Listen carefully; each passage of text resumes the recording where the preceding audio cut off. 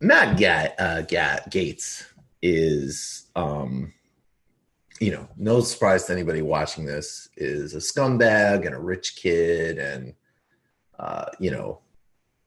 has all sorts of, is the sort of prototype of the young Trump Republicans.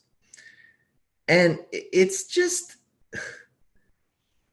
incredible watching this stuff unfold, because again, there's one part that, someone like Lester Spence, Cedric Johnson, Adolph Reed, connecting, and the protests themselves, connecting Black Lives Matter to a whole matrix of issues in terms of core race, class structure in this society, and also really the fact that we've consigned and decided we're going to build in a structured underclass, an excluded proletariat of tens of millions of people in this society, and we're going to have a absolutely hyped up militarized police, which are still doing what was called broken windows. They're still patrolling and terrorizing poor, working,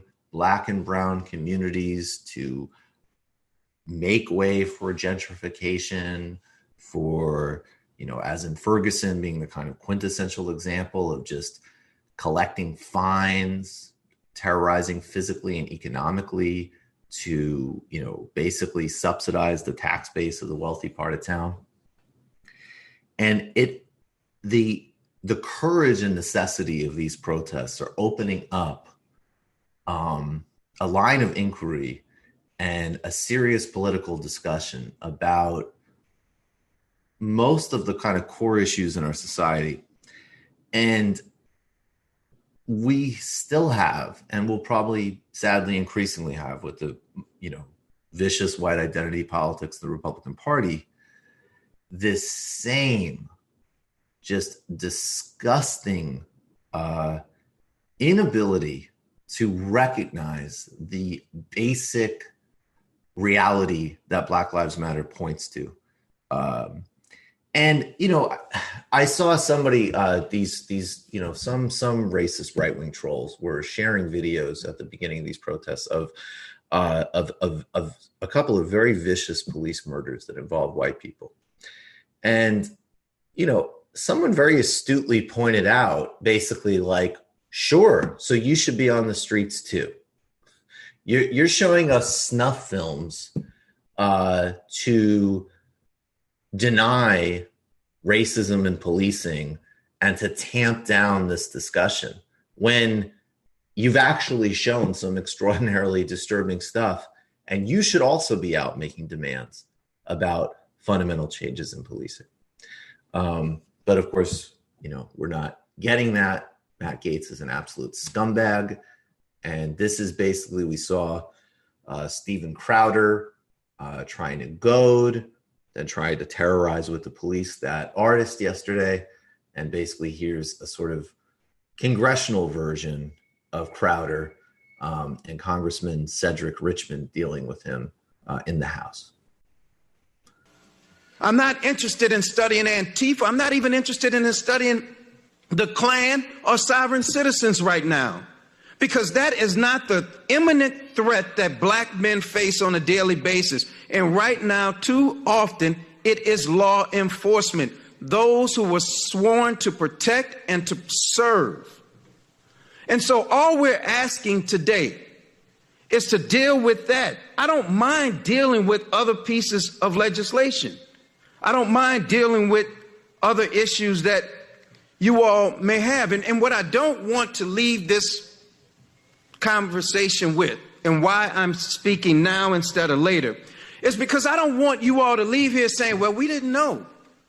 We didn't know that's how you felt, Cedric. I want it to be crystal clear, and I will give you the benefit of the doubt that it is an unconscious bias that I'm hearing, because at worst it's conscious bias, and that I would hate to assume from any of the people on the other side. Will the gentleman yield? Sure. I appreciate your passion Are you suggesting that you're certain that none of us have non-white children? Because you reflected on your black son and you said none of us could understand. Matt, stop. Right. We're going to go into this, and Matt Gaetz is just such an absolute scumbag. But I really, the precision and focus of Cedric Richmond, right? Like, no. Not only are we not going to do this Antifa bullshit that you assholes pull out all the time, we're not even going to talk about the Klan's terrorism right now. We're not even going to talk about these other, these grotesque white supremacy-based groups, because the fundamental threat is the literal state apparatus engaging in racist murder, engaging in discriminatory and brutal policing. He keeps it very focused. And now, of course, Matt Gaetz is going to show you the Crowder mindset, and it will be just as disgusting and as revealing as you'd expect. Have non-white children? Because you reflected on your black son and you said none of us could understand. Matt, stop. I'm not about to get sidetracked about the color of our children. We're talking about black kids. I reclaimed my time. You said that I reclaimed my time. I know. You want the discussion? I know that gentleman reclaimed his time. I said I reclaimed my time. I already know that there are people on the other side that have black grandchildren. It is not about the color of your kids. It is about black males, black people in the streets that are getting killed. And if one of them happens to be your kid, I'm concerned about him too. And clearly I'm more concerned about him than you are.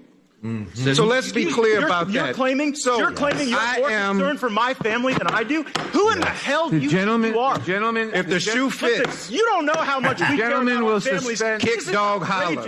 You should take those words down. I know you care about your family and love your family. The gentleman will suspend. The gentleman will suspend. The time belongs to the gentleman from Louisiana. Cedric, would you yield? Was that a nerve? Yeah. Oh, man, he hit that cry bully. That was beautiful. And always, I mean, my God, it is so whiny and pathetic and sinister with this children in my family. I mean, you don't remember when Mark Meadows, who's now the White House chief of staff, I think Congressman Meadows, he literally had a crying hissy fit because of a comment that Rashida Tlaib made.